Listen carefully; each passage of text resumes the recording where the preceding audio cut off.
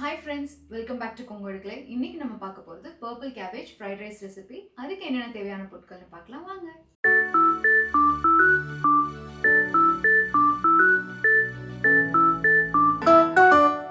இன்னைக்கு பார்த்தீங்கன்னா நான் இந்த கப்பில் 2 கப் அளவு பாஸ்மதி ரைஸ் எடுத்திருக்கேன். ஸோ நீங்கள் இதை எடுத்துகிட்டு ஒரு அரை மணி நேரம் போல் ஊற வச்சுட்டு தண்ணியை நல்லா ட்ரெயின் பண்ணி எடுத்து வச்சுக்கோங்க. அதுக்கப்புறம் நம்ம இதை குக்கரில் எடுத்துக்க போகிறோம். இப்போ பார்த்திங்கன்னா நம்ம இது குக்கரில் எடுத்துக்கிட்டோம். ஸோ நம்ம தண்ணி இதில் எவ்வளோ எடுத்துக்கணும்னா 1 கப்புக்கு 3/4 கப் அளவு தான் நம்ம தண்ணி எடுத்துக்கணுங்க. ஸோ நம்ம எடுத்த அரிசிக்கு தேவையான அளவு நம்ம தண்ணி எடுத்துக்கலாம். அப்புறம் இதிலே பார்த்திங்கன்னா நான் சும்மா ஒரு 1/4 டீஸ்பூன் அளவு நெய் சேர்த்துக்கிறேங்க. ஸோ இது அரிசி ஒட்டாமல் உதிரி உதிரியாக வரதுக்கு. ஸோ இதை நம்ம ஹை ஃப்ளேமில் வச்சு ஒரு விசில் விட்டு எடுத்துக்கலாம். இப்போ பாருங்கள், நம்ம ஒரு விசில் விட்டு எடுத்தாச்சு இந்த அரிசியை. ஸோ நம்ம இப்போ அதை திறந்து பார்த்துக்கலாம். பாருங்கள், இதை நம்ம நல்லா இந்த மாதிரி ஃபோர்க் விட்டு இப்படி பண்ணுங்கள். ரொம்ப போட்டு இது கிளறக்கூடாது. ஸோ ஃபோர்க் விட்டு விட்டு லேசாக இந்த மாதிரி எடுத்துருங்க. இப்போ பாருங்கள், இந்த அரிசியை நான் நல்லா மிக்ஸ் பண்ணி விட்டுட்டேன், அதாவது ஃபோர்க் வச்சு. இதை நம்ம உடனே இந்த சூடான குக்கரில் விட்டுறக்கூடாது. அப்படியே இதை நம்ம ஒரு பவுலில் எடுத்து வச்சுக்கலாம். இப்போ குக்கர்லேருந்து நீங்கள் இமீடியட்டாக எடுத்துகிட்டு என்ன பண்ணணும்னா ஒரு பிளேட்டோ இல்லாட்டி ஒரு ட்ரேலையோ நீங்கள் ஸ்ப்ரெட் பண்ணி வச்சுடுங்க. இல்லாட்டி அரிசி ஒன்று ஒட்டி ரொம்ப அந்த சூட்டுக்கு குலைய ஆரம்பிச்சிடும். ஸோ இந்த மாதிரி நம்ம வச்சிடலாம். இப்போ நம்ம ஃப்ரைட் ரைஸ்க்கு காயெல்லாம் வதக்கிட்டு இதை அப்புறம் ஆட் பண்ணலாங்க. பார்க்கலாம் அது எப்படின்னு.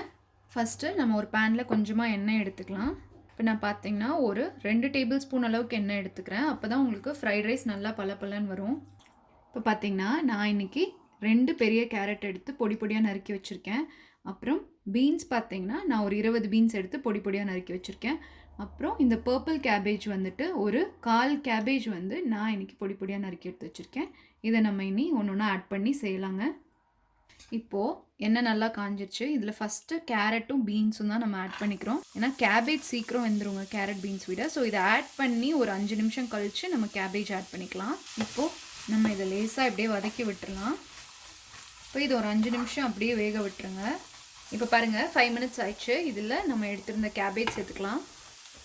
ஸோ நீங்கள் இப்போ பார்த்தீங்கன்னா இது ரொம்ப உங்களுக்கு குழஞ்சி நம்ம பொரியல் மாதிரி வேகக்கூடாது. எப்போவுமே கொஞ்சமாக இந்த க்ரன்ச்சினஸ் இருக்கணும். அதாவது நறுக்குன்னு அந்த காய் இருந்தால் தான் நம்மளுக்கு ஃப்ரைட் ரைஸ் சாப்பிட நல்லாயிருக்குங்க. ஸோ இப்போ இதில் இந்த ஸ்டேஜில் கொஞ்சமாக உப்பு நம்ம ஆட் பண்ணிக்கலாம். இதில் கொஞ்சமாக உப்பு ஆட் பண்ணிக்கலாங்க. ஸோ நம்ம அரிசியிலையும் உப்பு சேர்த்ததுனால அதுக்கு தகுந்த மாதிரி நம்ம இங்கே சேர்த்துக்கலாம். அப்புறம் இது நல்லா மிக்ஸ் பண்ணி விட்டுட்டு மீடியம் ஃப்ளேமில் வச்சுட்டு நம்ம இதை ஒரு 10 மினிட்ஸ் அப்படி வேக விட்டுடலாம். இப்போது இதில் டொமேட்டோ கெச்சப் பார்த்திங்கன்னா நான் ஒரு டேபிள் ஸ்பூன் போல் ஆட் பண்ணிக்கிறேன். அப்புறம் சோயா சாஸ் பார்த்திங்கன்னா ஒரு 1/4 டேபிள் ஸ்பூன் ஆட் பண்ணிக்கிறேன். அப்புறம் இது நல்லா மிக்ஸ் பண்ணி விட்டுருங்க. அப்புறம் இதில் கொஞ்சமாக பெப்பர் க்ரஷ் பண்ணி விட்டுக்கோங்க. இல்லை உங்கள்கிட்ட பெப்பர் பொடி இருந்தால் அது கூட நீங்கள் சேர்த்துக்கலாம். இதையும் நல்லா மிக்ஸ் பண்ணி விட்டுருங்க.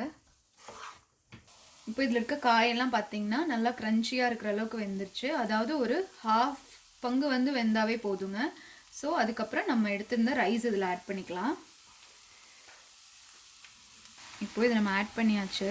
இதை இன்னொரு இந்த மாதிரி 2 கரண்டி எடுத்துக்கோங்க. எடுத்துகிட்டு நம்ம மெதுவாக இப்படி அந்த ரைஸும் அந்த காயும் மிக்ஸ் ஆகிற மாதிரி இப்படி பண்ணிக்கோங்க.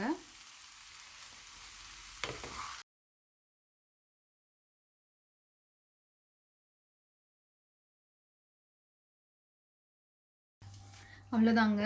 பாருங்கள், நம்மளோட சூப்பரான ஃப்ரைட் ரைஸ் ரெடி ஆயிடுச்சு. ஸோ இப்போது நீங்கள் இதில் உங்களுக்கு இன்னும் காரம் வேணும்னா நீங்கள் பெப்பர் இன்னும் கடைசியாக நீங்கள் ஆட் பண்ணிக்கலாம். உப்பு அண்ட் பெப்பர் கடைசியாக கூட நீங்கள் ஆட் பண்ணி மிக்ஸ் பண்ணிக்கலாம். ஸோ இது கண்டிப்பாக ட்ரை பண்ணி பாருங்கள். இப்போது நம்மளோட purple cabbage fried rice ready ஆயிடுச்சுங்க. கண்டிப்பாக இதை நீங்கள் ட்ரை பண்ணி பாருங்கள்.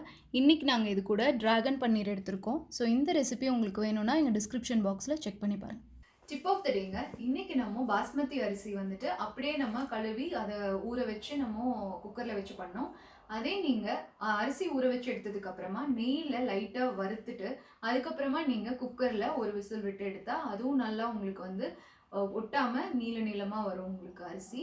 அப்புறமா எப்போவுமே நீங்கள் பாஸ்மதி அரிசி யூஸ் பண்ணி பண்ணுற ரெசிபிஸ் எல்லாத்துக்குமே ஏஜ்டு பாஸ்மதி ரைஸ் யூஸ் பண்ணிங்கன்னா ரொம்ப நல்லா வரும். ஃப்ளேவரும் ரொம்ப சூப்பராக இருக்குங்க. அரிசி ஒட்டாமல் வரும்.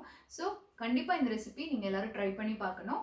அதுக்கப்புறம் இந்த ரெசிபி உங்கள் எல்லாத்துக்கும் பிடிச்சிருக்கும்னு நினைக்கிறேன். கண்டிப்பாக இதை நீங்கள் ட்ரை பண்ணி பார்த்துட்டு என் கூட கமெண்ட்ஸில் ஷேர் பண்ணிக்கோங்க. அதுக்கப்புறம் இந்த வீடியோ உங்கள் எல்லாத்துக்கும் பிடிச்சிருந்ததுன்னா எங்கள் சேனலை லைக் பண்ணுங்கள், ஷேர் பண்ணுங்கள், இங்கே வர ஒயிட் ஐக்கான் ப்ரெஸ் பண்ணி எங்கள் சேனலை சப்ஸ்கிரைப் பண்ணுங்கள்.